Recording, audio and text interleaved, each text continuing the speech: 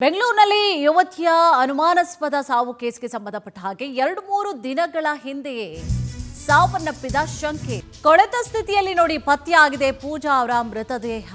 ಬಾಗಿಲು ತೆಗೆದಾಗ ಮೃತದೇಹವನ್ನ ನೋಡಿ ಪೊಲೀಸರಿಗೆ ಕರೆ ಕೂಡ ಮಾಡ್ತಾರೆ. ಬೆಂಗಳೂರಿನಲ್ಲಿ ಯುವತಿಯ ಅನುಮಾನಾಸ್ಪದ ಸಾವು ಕೇಸ್ಗೆ ಸಂಬಂಧಪಟ್ಟ ಹಾಗೆ ಆತ್ಮಹತ್ಯೆಯೋ ಕೊಲೆಯೋ ಅಂತ ಹೇಳಿ ಈಗ ಪ್ರಶ್ನೆ ಇದೆ. ಬೆಂಗಳೂರಿನಲ್ಲಿ ಯುವತಿ ಅನುಮಾನಾಸ್ಪದ ಸಾವು ಕೇಸ್ಗೆ ಸಂಬಂಧಪಟ್ಟ ಹಾಗೆ 2-3 ದಿನಗಳ ಹಿಂದೆ ಸಾವನ್ನಪ್ಪಿರುವಂತಹ ಶಂಕೆ ವ್ಯಕ್ತವಾಗ್ತಾ ಇದೆ. ಕೊಳೆತಂತಹ ಸ್ಥಿತಿಯಲ್ಲಿ ಪತ್ತೆಯಾಗಿದೆ ಪೂಜಾ ಅವರ ಮೃತದೇಹ. ವಾಸನೆ ಬಂದು ನೋಡಿರ್ತಾರೆ ಅಕ್ಕಪಕ್ಕದ ರೂಮ್ನವರು. ಬಾಗಿಲನ್ನ ತೆಗೆದಾಗ ಮೃತದೇಹವನ್ನ ನೋಡಿ ಪೊಲೀಸರಿಗೆ ಕರೆ ಕೂಡ ಮಾಡ್ತಾರೆ. ಘಟನಾ ಸ್ಥಳಕ್ಕೆ ಭೇಟಿ ನೀಡಿ ಪರಿಶೀಲನೆಯನ್ನ ಕೂಡ ನಡೆಸ್ತಾರೆ. ಜೊತೆಗೆ ಆತ್ಮಹತ್ಯೆಯೋ ಕೊಲೆಯೋ ಅನ್ನುವಂತಹ ಬಗ್ಗೆ ಕೂಡ ಈಗ ಪರಿಶೀಲನೆಯನ್ನ ನಡೆಸಲಾಗ್ತದೆ. ಸ್ಮೆಲ್ ಬರೋವರೆಗೂ ಕೂಡ ಜನಗಳಿಗೆ ಗೊತ್ತಾಗಿಲ್ಲ. ಸ್ಮೆಲ್ ಬಂದಾದ ಮೇಲೆ ಬಂದು ನೋಡ್ತಾರೆ ಅಕ್ಕಪಕ್ಕದ ಮನೆಯವರು, ಇದೇನಿದು ಕೊಳ್ತಂತಹ ಸ್ಮೆಲ್ ಬರ್ತಾ ಇದೆ, ಅಲ್ಲ ಗಬ್ಬು ಸ್ಮೆಲ್ ಬರ್ತಾ ಇದೆ ಅಂತ ಹೇಳಿ ಬಂದು ನೋಡ್ತಾರೆ. ನೋಡಿದ್ರೆ ಅಲ್ಲಿ ಪೂಜಾ ಮೃತದೇಹ ಇರುತ್ತೆ. ಶಾಕ್ ಆಗ್ತಾರೆ. ತಕ್ಷಣ ಪೊಲೀಸರಿಗೆ ಫೋನ್ ಮಾಡ್ತಾರೆ. ಬಂದು ನೋಡ್ತಾರೆ. ಅವಾಗ ಅವರು ಗೊತ್ತಾದಂತಹ ವಿಚಾರ, ಇದು ಈಗ ಆಗಿರುವಂತಹ ಕೊಲೆ ಅಲ್ಲ, ಒಂದು 2-3 ದಿನ ಆಗಿದೆ ಇದು ಕೊಲೆ ಆಗಿ ಅನ್ನುವಂತಹ ವಿಚಾರಗಳು ಗೊತ್ತಾಗುತ್ತೆ. ಈಗ ಪ್ರಶ್ನೆ ಏನು ಅಂತಂದರೆ, ಆತ್ಮಹತ್ಯೆ ಮಾಡ್ಕೊಂಡಿದ್ದ ಅಥವಾ ಯಾರಾದರೂ ಬಂದು ಅವರನ್ನ ಹತ್ಯೆ ಮಾಡಿದ್ರಾ ಅನ್ನುವಂತಹ ಸಾಕಷ್ಟು ಪ್ರಶ್ನೆಗಳು ಈಗ ಪೊಲೀಸರ ಮುಂದೆ ಇರುವಂತಹ ಕಾರಣವಾಗಿ ತನಿಖೆ ಕೂಡ ನಡೆಸ್ತಾ ಇದ್ದಾರೆ. ಅದರಲ್ಲೂ ಕೂಡ ನೋಡಿ, ಬೆತ್ತಲೆಯ ಸ್ಥಿತಿಯಲ್ಲಿ ಸಿಕ್ಕಿದೆ ಪೂಜಾ ದತ್ತ ಅವರ ಮೃತದೇಹ. ಜಾರ್ಖಂಡ್ ಮೂಲದ 34 ವರ್ಷದ ಪೂಜಾ ದತ್ತ ಖಾಸಗಿ ಕಂಪನಿಯಲ್ಲಿ ಕೆಲಸ ಮಾಡ್ಕೊಂಡಿದ್ರು. ಸದ್ಯ ಎಲ್ಲೂ ಕೂಡ ಕೆಲಸವನ್ನ ಮಾಡ್ಕೊಂಡಿರಲಿಲ್ಲ ಅನ್ನುವಂತಹ ವಿಚಾರಗಳು ಕೂಡ ಗೊತ್ತಾಗ್ತದೆ. ಹಿಂದೆ ಮಾಡ್ತಾ ಇದ್ರು, ಬಟ್ ಈಗ ಪ್ರೆಸೆಂಟ್ ಎಲ್ಲೂ ಮಾಡ್ತಾ ಇರಲಿಲ್ಲ. ಮನೆ ಪರಿಶೀಲನೆಯ ವೇಳೆಯಲ್ಲಿ ಖಾಸಗಿ ಕಂಪನಿಯ ಐಡಿ ಪತ್ತೆ ಆಗಿರುತ್ತೆ. ರೂಮ್ ತುಂಬ ಕೆಲ ಪೇಪರ್ ಇರುತ್ತೆ, ಕಂಡು ಬಂದಿರುತ್ತೆ. ಪೇಪರ್ ಅಲ್ಲಿ ಇಲ್ಲಿ ಇಲ್ಲಿ ಅಲ್ಲಿ ಅಂತ ಹೇಳಿ ಬಿದ್ದಿರುವಂತಹ ಪೇಪರ್ಗಳು ಕಂಡು ಬರುತ್ತೆ. ಐಡಿ ಕಾರ್ಡ್ ಪತ್ತೆ ಆಗುತ್ತೆ. ಅದರಲ್ಲೂ ಕೂಡ ಅರೆನಗ್ನ ಸ್ಥಿತಿಯಲ್ಲಿ ಪತ್ತೆ ಆಗಿರುತ್ತೆ ಪೂಜಾ ಅವರ ಮೃತದೇಹ. ಸೊ ಸಾಕಷ್ಟು ಅನುಮಾನಗಳು ಕೂಡ ಕಂಡು ಬರ್ತಾ ಇರುವಂತಹ ಕಾರಣಕ್ಕೋಸ್ಕರ ಯಾರು ಬಂದಿರಬಹುದು ರೂಮ್ಗೆ, ಅಥವಾ ಲಾಸ್ಟ್ ಕಾಲ್ ಯಾರು ಮಾಡಿರ್ತಾರೆ, ಏನಾದರೂ ವಿಚಾರಗಳು ಇತ್ತ, ಆತ್ಮಹತ್ಯೆ ಅಥವಾ ಮಾಡ್ಕೊಳ್ತಾರೆ ಅಂತಂದರೆ ಕಾರಣ ಏನಾದರೂ ಇರಬೇಕಲ್ವ ಆತ್ಮಹತ್ಯೆ ಮಾಡ್ಕೊಳ್ಳೋಕ್ಕೆ, ಅಥವಾ ಕೊಲೆನೇ ಮಾಡ್ತಾರೆ ಅಂತಂದರೆ ಅದಕ್ಕೂ ಕಾರಣ ಇರುತ್ತೆ. ಜೊತೆಗೆ ಹಿಂದೆ ಕೆಲ್ಸಕ್ಕೆ ಹೋಗ್ತಾ ಇದ್ರು, ಈಗ ಪ್ರೆಸೆಂಟ್ ಅವರು ಕೆಲ್ಸಕ್ಕೆ ಹೋಗ್ತಾ ಇರಲಿಲ್ಲ. ಹಾಗಿದ್ರೆ ಜೀವನಕ್ಕೆ ಏನು ಮಾಡ್ಕೊಂಡಿದ್ರು? ಮನೆಯಿಂದ ಏನಾದರೂ ಸೋರ್ಸ್ ಬರ್ತಾ ಇತ್ತಾ, ಅಥವಾ ಏನಾದರೂ ಡಿಪ್ರೆಷನ್ಗೆ ಹೋಗಿದ್ರಾ, ಅಥವಾ ಯಾರಾದರೂ ಏನಾದರೂ ತೊಂದರೆಯನ್ನು ಕೊಟ್ರಾ? ಜೊತೆಗೆ ಒಂದಷ್ಟು ಪೇಪರ್ಸ್ಗಳು ಕೂಡ ಅಲ್ಲಲ್ಲಿ ಬಿದ್ದಿರುತ್ತೆ ಒಳಗಡೆ ಹೋದಂತಹ ಸಂದರ್ಭದಲ್ಲಿ. ನೋಡಿ, ಇವ್ರು ಕೊಲೆ ಆಗಿದೆಯೋ ಅಥವಾ ಆತ್ಮಹತ್ಯೆ ಮಾಡ್ಕೊಂಡಿದ್ದಾರೋ ಅನ್ನುವಂತಹ ವಿಚಾರ ಗೊತ್ತಿಲ್ಲ, ಅದನ್ನು ಪಕ್ಕಕ್ಕೆ ಇಡೋಣ. ಬಟ್ ಈಕೆಯ ಮೃತದೇಹ ಅಲ್ಲಿದೆ ಅಂತ ಹೇಳಿ ಯಾರಿಗೂ ಗೊತ್ತಿಲ್ಲ. ಏಕೆಂದರೆ ಸ್ಮೆಲ್ ಬರೋವರೆಗೂ ಕೂಡ ಆಕೆ ಒಳಗಿದ್ದಾಳೆ ಅಲ್ಲ. ಬೆಂಗಳೂರಿನಲ್ಲಿ ನೋಡಿ, ಅಕ್ಕಪಕ್ಕದ ಮನೆಯವ್ರ ಬಗ್ಗೆ ಒಂದು ಕಣ್ಣಿಟ್ಟಿರಬೇಕು, ಏನಾಗ್ತಾ ಇದೆ ಏನು ಅಂತ ಹೇಳಿ. ಯಾರು ಏನೇ ಆದರೂ ಗೊತ್ತಾಗೋದಿಲ್ಲ ಅಕ್ಕಪಕ್ಕದ ಮನೆಯಲ್ಲಿ. ಯಾಕೆಂದರೆ ಒಬ್ರಿಗೊಬ್ರು ಮಾತನಾಡ್ಸಲ್ಲ, ಪರಿಚಯ ಇರಲ್ಲ ಜಾಸ್ತಿ. ಅಕ್ಕಪಕ್ಕದ ರೂಮೇ ಆಗಿದ್ರು ಕೂಡ ಪರಿಚಯ ಮಾಡ್ಕೊಳ್ಳೋದಿಲ್ಲ. ಒಳಗಡೆ ಏನಾಗ್ತಾ ಇದ್ರೂ ಗೊತ್ತೇ ಆಗಲ್ಲ. ನೋಡಿ, 2 ದಿನ ಆಗಿದೆ ಆಕೆ ಒಳಗಡೆ ಹೋಗಿ. ಬಟ್ ಮೃತದೇಹ ಕೂಡ ಪತ್ತೆ ಆಗಿರುವಂಥದ್ದು, ಅದು ಸ್ಮೆಲ್ ಬಂದ ಮೇಲೆ ಗೊತ್ತಾಗಿದೆ. ಓಕೆ, ಅವ್ರ ಬಾಯ್ ಫ್ರೆಂಡ್ ನೈಟ್ ಒಂದು 12 ಗಂಟೆ ಮೇಲೆ ಬರ್ತಾ ಇದ್ದ.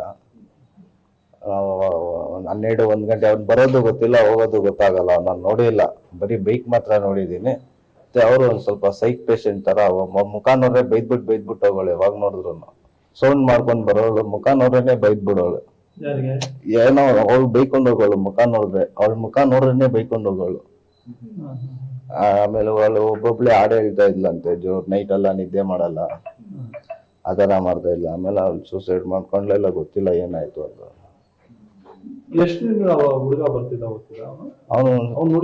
ಅವನ್ನ ನೋಡಿಲ್ಲ ನಾವು. ಅದೇ ನೈಟ್ ಗಾಡಿ ಮಾತ್ರ ನಿಲ್ಸಿರುತ್ತೆ. ಇಲ್ಲಿರೋ ಗಾಡಿ ಎಲ್ಲ ಗೊತ್ತಿರುತ್ತಲ್ವಾ, ಬೇರೆ ಗಾಡಿ ಬಂದ್ರೆ ಗೊತ್ತಾಗುತ್ತಲ್ವ ಇದು ಯಾರೋ ಹೊಸಬ್ರು ಬಂದಿದ್ದಾರೆ ಅಂತ. ಆಮೇಲೆ 1-2 ಅವರ್ ಆದ್ಮೇಲೆ ಹೋಗ್ಬಿಡ್ತಾ ಇದ್ದ. ಅವ್ನು ಇರ್ತಾರೆ, ಯಾವ್ದೋ ಇದು ಬಾಷ್ ಕಂಪ್ನಿಯಲ್ಲಿ ಮಾಡ್ತಾ ಇದ್ರು ಅಂತ ಹೇಳಿದ್ರು. ಐಡಿ ಕಾರ್ಡ್ ಇದೆ ಅಷ್ಟೇ ಗೊತ್ತು. ಅವ್ರ ಬಾಯ್ ಫ್ರೆಂಡ್ ನೈಟ್ ಒಂದು 12 ಗಂಟೆ ಮೇಲೆ ಬರ್ತಾ ಇದ್ದ. 12-1 ಗಂಟೆ ಅವ್ನು ಬರೋದು ಗೊತ್ತಿಲ್ಲ, ಹೋಗೋದು ಗೊತ್ತಾಗಲ್ಲ. ನಾನು ನೋಡಿಲ್ಲ, ಬರೀ ಬೈಕ್ ಮಾತ್ರ ನೋಡಿದ್ದೀನಿ. ಮತ್ತೆ ಅವರು ಒಂದು ಸ್ವಲ್ಪ ಸೈಕ್ ಪೇಷಂಟ್ ತರ ಮುಖ ನೋಡ್ರೆ ಬೈದ್ಬಿಟ್ಟು ಹೋಗೋಳು. ಯಾವಾಗ ನೋಡಿದ್ರು ಸೌಂಡ್ ಮಾಡ್ಕೊಂಡು ಬರೋಳು, ಮುಖ ನೋಡ್ರೇನೆ ಬೈದ್ಬಿಡೋಳು. ಏನೋ ಅವಳು ಬೈಕೊಂಡು ಹೋಗೋಳು, ಅವಳ ಮುಖ ನೋಡ್ರೇನೆ ಬೈಕೊಂಡು ಹೋಗೋಳು. ಆಮೇಲೆ ಅವಳು ಒಬ್ಬೊಬ್ಳೆ ಹಾಡು ಹೇಳ್ತಾ ಇದ್ಲಂತೆ, ನೈಟ್ ಎಲ್ಲ ನಿದ್ದೆ ಮಾಡಲ್ಲ, ಅದರ ಮಾಡ್ತಾ ಇಲ್ಲ. ಆಮೇಲೆ ಅವ್ಳು ಸೂಸೈಡ್ ಮಾಡ್ಕೊಂಡ್ಲೆಲ್ಲ, ಗೊತ್ತಿಲ್ಲ ಏನಾಯ್ತು ಅಂತ. ಎಷ್ಟು ದಿನ ಹುಡುಗ ಬರ್ತಿದ್ದ ಹೋಗ್ತಿದ್ದ ಅವನು ಅವ್ನು ನೋಡಿದ್ರು ಅವನ್ನ ನೋಡಿಲ್ಲ ನಾವು. ಹಾ ಅದೇ ನೈಟ್ ಗಾಡಿ ಮಾತ್ರ ನಿಲ್ಸಿರುತ್ತೆ, ಇಲ್ಲಿರೋ ಗಾಡಿ ಎಲ್ಲ ಗೊತ್ತಿರುತ್ತಲ್ವಾ, ಬೇರೆ ಗಾಡಿ ಬಂದ್ರೆ ಗೊತ್ತಾಗುತ್ತಲ್ವಾ ಇದು ಯಾರೋ ಹೊಸಬ್ರು ಬಂದಿದ್ದಾರೆ ಅಂತ. ಆಮೇಲೆ ಒಂದ್ 2 ಅವರ್ ಆದ್ಮೇಲೆ ಹೋಗ್ಬಿಡ್ತಾ ಇದ್ದ ಅವ್ನು ಇರ್ತಾರೆ. ಆ ಹುಡುಗಿ ಏನ್ ಹೇಳ್ತಾರೆ? ಇದೇ ವಿಚಾರ ಸಂಬಂಧವಾಗಿ ಹೆಚ್ಚಿನ ಡೀಟೇಲ್ಸ್ ಅನ್ನ ಕೂಡ ನೀಡ್ತಾ ಹೋಗ್ತಾರೆ ನಮ್ಮ ಪ್ರತಿನಿಧಿ ವೆಂಕಟೇಶ್. ಎಸ್ ವೆಂಕಟೇಶ್, ಈ ಒಂದು ಪ್ರಕರಣಕ್ಕೆ ಸಂಬಂಧಪಟ್ಟ ಹಾಗೆ ಅಂದ್ರೆ ಪೂಜಾ ಪ್ರಕರಣಕ್ಕೆ ಸಂಬಂಧಪಟ್ಟ ಹಾಗೆ ಏನಾದರೂ ಅಪ್ಡೇಟ್ಸ್ ಲಭ್ಯ ಆಗಿದೆಯಾ? ಕೊಲೆಯ ಆತ್ಮಹತ್ಯೆ ಅನ್ನುವಂತಹ ವಿಚಾರಗಳು ಗೊತ್ತಾಗ್ತಾ ಇದೆಯಾ? ಜೊತೆಗೆ ಈ ಸಂಬಂಧವಾಗಿ ಪೊಲೀಸರ ತನಿಖೆ ಹಂತ ಎಲ್ಲಿವರೆಗೂ ಕೂಡ ಬಂದಿದೆ, ಏನಿದೆ ಮಾಹಿತಿ? ಕುಸುಮಾ ಆಡುಗೋಡಿ ಪೊಲೀಸ್ ಠಾಣಾ ವ್ಯಾಪ್ತಿಯಲ್ಲಿ ಜಾರ್ಖಂಡ್ ಮೂಲದ ಯುವತಿ ಏನು ಪೂಜಾ ದತ್ತ ಅನ್ನುವಂತಹ ಯುವತಿ ನಿನ್ನೆ ಅನುಮಾನಾಸ್ಪದ ರೀತಿಯಲ್ಲಿ ಮನೆಯ ಒಳಗಡೆ ಮೃತದೇಹ ಪತ್ತೆಯಾಗಿದೆ. ಬೆತ್ತಲೆಯಾಗಿದ್ದಂತಹ ಒಂದು ದೇಹ ಅದು ಅಂತ ಹೇಳಬಹುದು. ಯಾಕಂದರೆ ನಿನ್ನೆ ಏನು ಕಳೆದ 1.5 ವರ್ಷದಿಂದ ಕೂಡ ಇದೇ ಒಂದು ಮನೆಗೆ ಬಾಡಿಗೆಗೆ ಅಂತ ಹೇಳಿ ಬಂದಿರ್ತಾರೆ. ಬಂದಂಥವ್ರು ಕೂಡ ಇಲ್ಲೇ ಒಬ್ಬರೇ ಇರ್ತಾರೆ, ಒಂದು ಖಾಸಗಿ ಕಂಪನಿಯಲ್ಲಿ ಕೆಲಸವನ್ನು ಮಾಡ್ತಾ ಇರ್ತಾರೆ. ಆಗಾಗ ಆಕೆಯ ರೂಮ್ಗೆ ಕೂಡ ತನ್ನ ಬಾಯ್ ಫ್ರೆಂಡ್ ಕೂಡ ಬಂದು ಹೋಗ್ತಾ ಇದ್ದ ಅನ್ನುವಂಥ ಮಾಹಿತಿ ಕೂಡ ಲಭ್ಯ ಆಗಿದೆ. 2-3 ದಿನಗಳ ಹಿಂದೆ ಈಕೆ ಡೋರ್ ಕೂಡ ಓಪನ್ ಆಗಿರೋದಿಲ್ಲ. ಸೊ ಆಗ ಸಹಜವಾಗಿಯೂ ಕೂಡ ಒಳಗಡೆ ಮೃತಪಟ್ಟಂತಹ ಸಂದರ್ಭದಲ್ಲಿ ದುರ್ವಾಸನೆ ಬರ್ತಿದೆ. ಅಕ್ಕಪಕ್ಕದ ನಿವಾಸಿಗಳು ಕೂಡ ಮನೆ ಮಾಲೀಕರಿಗೆ ವಿಚಾರವನ್ನು ತಿಳಿಸ್ತಾರೆ.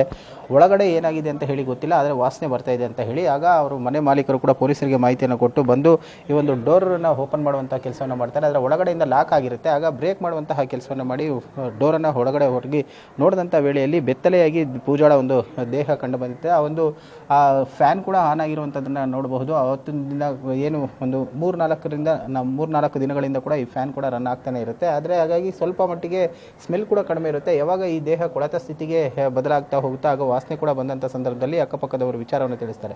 ಈ ರೂಮ್ಗೆ ಹೋಗ್ತಿದ್ದಂತಹ ಯುವಕ ಯಾರು ಅನ್ನೋದ್ರ ಬಗ್ಗೆ ಕೂಡ ಪೊಲೀಸರು ಈಗ ಪತ್ತೆ ಹಚ್ಚುವಂಥ ಕೆಲಸವನ್ನು ಮಾಡ್ತಾ ಇದ್ದಾರೆ. ಈಗ ಆಕೆಯ ಮೊಬೈಲನ್ನು ಕೂಡ ವಶಕ್ಕೆ ಪಡೆದು ಏನು ಒಂದು ಕಾಲ್ ಡೀಟೇಲನ್ನು ತೆಗೆಯುವಂಥ ಕೆಲಸವನ್ನು ಮಾಡ್ತಾ ಇದ್ದಾರೆ. ಇನ್ನು ಈಕೆಯ ವಾಸವಿದ್ದಂತಹ ರೂಮನ್ನು ಅಂತ ನೋಡಿದಂತಹ ಸಂದರ್ಭದಲ್ಲಿ ಸಾಕಷ್ಟು ಬರಹಗಳನ್ನು ಬರೆದು ಗೋಡೆಗಳ ಮೇಲೆ ಅಂಟಿಸಿರುವಂಥದ್ದನ್ನು ಕೂಡ ಕಾಣ್ಬೋದು. ಆಕೆ ರೂಮ್ನಲ್ಲಿ ರಾಶಿಗಟ್ಟಲೆ ಪೇಪರ್ಗಳಲ್ಲಿ ಕೆಲವೊಂದಷ್ಟು ಬರಹಗಳನ್ನು ಬರೆದು ಹಾಕಿರುವಂಥದ್ದು ಕಾಣುತ್ತೆ. ಮತ್ತು ಸುಮಾರು 100-150 ಕಲರ್ ಪೆನ್ಸಿಲ್ಗಳನ್ನು ಕೂಡ ಕಾಣಬಹುದು. ಜೊತೆಗೆ ಒಂದು ಡ್ರಾಯಿಂಗ್ ಮಾಡುವಂತಹ ಇನ್ಸ್ಟ್ರೂಮೆಂಟ್ಗಳಿಂದ ಎಲ್ಲವನ್ನು ಕೂಡ ಈಕೆ ಶೇಖರಣೆ ಮಾಡಿ ಇಟ್ಟಿರುವಂಥದ್ದನ್ನು ಇಲ್ಲಿ ಕಂಡು ಬರ್ತಾ ಇದೆ. ಸದ್ಯ ಘಟನೆಗೆ ಸಂಬಂಧಪಟ್ಟಂತೆ ಈಗಾಗಲೇ ಆಡುಗೋಡಿ ಪೊಲೀಸರು ಕೂಡ ಪ್ರಕರಣವನ್ನು ದಾಖಲಿಸಿಕೊಂಡಿದ್ದಾರೆ. ಈಗಾಗಲೇ ಮೃತದೇಹವನ್ನು ಕೂಡ ಮರಣೋತ್ತರ ಪರೀಕ್ಷೆಗೆ ರವಾನೆ ಮಾಡಿದ್ದು, ಮೃತದೇಹದ ಒಂದು ವರದಿ ಬಂದ ನಂತರ ಈ ಒಂದು ಕೊಲೆಯೋ ಆತ್ಮಹತ್ಯೆ ಅನ್ನುವಂಥದ್ದು ಕೂಡ ತಿಳಿದು ಬರುತ್ತೆ. ಸದ್ಯ ಈಗಾಗಲೇ ಏನೋ ಆಕೆ ಬಾಯ್ ಫ್ರೆಂಡ್ ಏನಿದ್ದಾನೆ ಆತ ಕೂಡ ಬಂದು ಹೋಗ್ತಾ ಇದ್ದ ಅನ್ನೋಂಥದ್ದು ಕೂಡ ಗೊತ್ತಾಗಿದೆ. ಆತ ಯಾರು, ಎಲ್ಲಿದ್ದ, ಹೇಗೆ ಪರಿಚಯ ಆಯಿತು ಅನ್ನೋದ್ರ ಬಗ್ಗೆ ಕೂಡ ಸದ್ಯ ಪೊಲೀಸರು ತನಿಖೆ ಮಾಡುವಂತಹ ಕೆಲಸವನ್ನು ಮುಂದುವರಿಸ್ತಾ ಇರುವಂತಹದ್ದು ಕುಸುಮ. ಎಸ್, ಥ್ಯಾಂಕ್ ಯು ತಮ್ಮೆಲ್ಲ ಡೀಟೇಲ್ಸ್ಗಾಗಿ.